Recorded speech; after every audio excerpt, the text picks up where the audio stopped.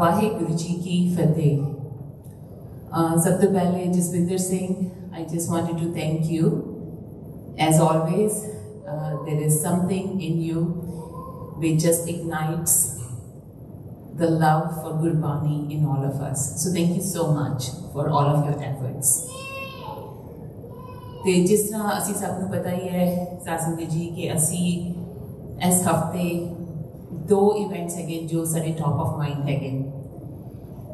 ਇੱਕ ਤੇ ਸਾਡਾ ਜਿਹੜੀ ਆਰਟ ਗ੍ਰੰਥ ਦੀ ਸੰਪਾਦਨਾ ਹੋਈ ਸੀ, ਪਹਿਲਾ ਪ੍ਰਕਾਸ਼ ਜਿਹੜਾ ਪੁਰਬ ਹੈਗਾ, ਤੇ ਦੂਜਾ ਜਿਹੜਾ ਹੈਗਾ ਐਜ਼ ਯੂ ਆਲ ਨੋ ਕੱਲ ਅਸੀਂ 9/11 ਦੀ 20th ਐਨੀਵਰਸਰੀ ਜਿਹੜੀ ਹੈ we observed that, we watched that.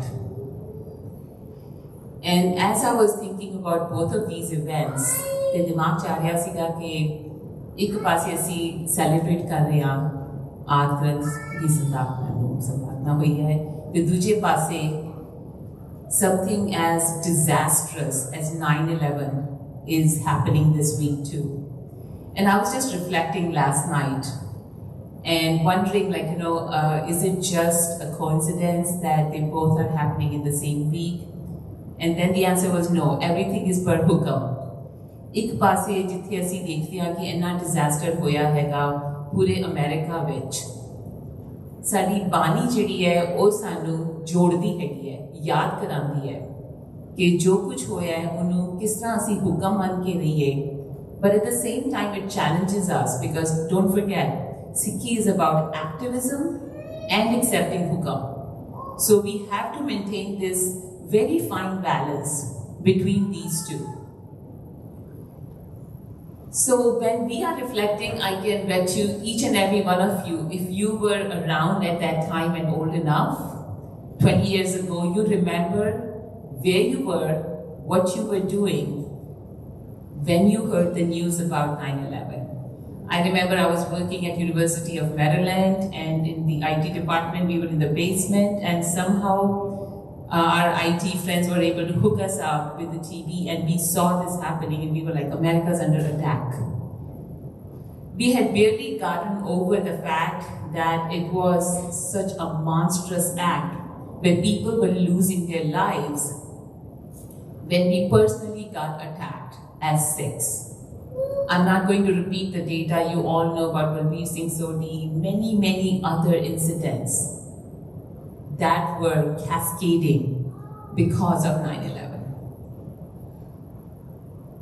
So when I think about everything that Sikhs in our full Saroop have gone through, again in my mind itself, just talking about me, I feel I can divide it into 2 parts, pre-9/11 and post-9/11. Pre-9/11, we were dealing with people who looked at someone who is different from them, and immediately they had these bias. And I'm not blaming them, because we have done it too. You all know we've done it for somebody who does not live like us, who does not look like us. And we right away have this bias that, I don't know if I want to trust this person. But as we have more experiences with that particular Saroop or identity, we start developing either positive or negative bias. That if I see a Sikh, should I feel good and feel protected, or should I feel scared because this identity is similar to something else? So let's go post 9/11 now. Post 9/11, there was a combination now. Not only did we look different, hence causing this uncertainty and feeling of uncomfortableness, in you, but now TV had been showing images of people who look like us. So while our hearts go out to the victims of 9/11, we also are thinking about those Muslim friends who were made victim because they were Muslims, had nothing to do with 9/11, but they became victims. And on the third part of it, mistaken identity. We were being perceived as Muslims, hence as terrorists. Is that okay? Not at all. Not at all. So I want to be very clear about that. But at the same time, we now had an added burden to carry. with our identity. And I'm talking personally here today, how it impacted me. Because I'm a sick mom, a sick wife, I'm a sick sister, and now I'm a sick mother-in-law. So how has that impacted my life?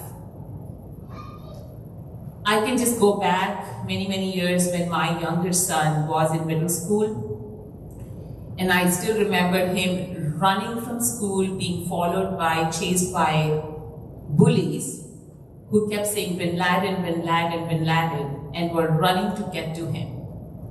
He was in tears, out of breath, running towards home, knowing that mom and dad are not home. Ran to the neighbors, and luckily we had our neighbors home who took him in and provided him shelter. This is just one example, and I'm sure everybody here in the Sangha has many examples like this. So Sasangaji, what do we do about it? Do we continue to live in that fear in a society full of ignorance? Or can we take some actions? Simple answer. Look towards Guru Granth Sahib. Think about what is the message that we get from Guru Granth Sahib. We do not judge anyone. Hum nahi change, bura nahi koi. Very simple. Everybody has a story, whether they were the bullies or the bullied. Each one of them has a story.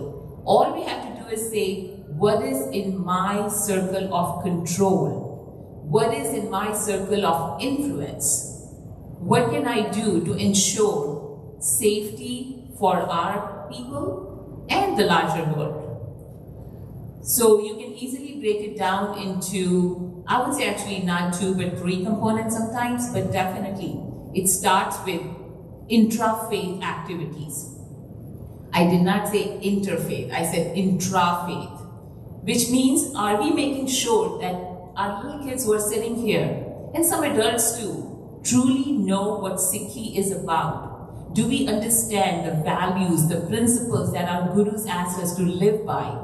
And are we actually living that? So it starts with that. It could be something as simple as, but very important, of having Khalsa school, having Gurmat school. Are we making sure our kids are getting the education needed?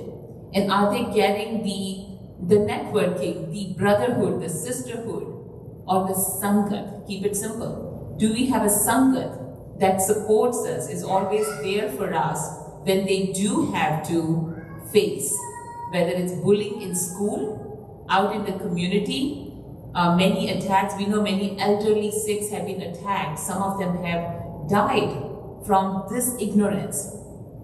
So let's start with within our community, making sure that we are educating our kids and educating ourselves in the true meaning of Sikhi through directly Guru Granth Sahib. We're not looking at humans. They can help you with the interpretation, but please go directly to Guru Granth Sahib to get the real message.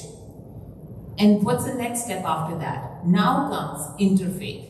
Because intrafaith is already telling you what it's about, and interfaith is when you start having a dialogue with other faiths, with the community members, and represent yourself.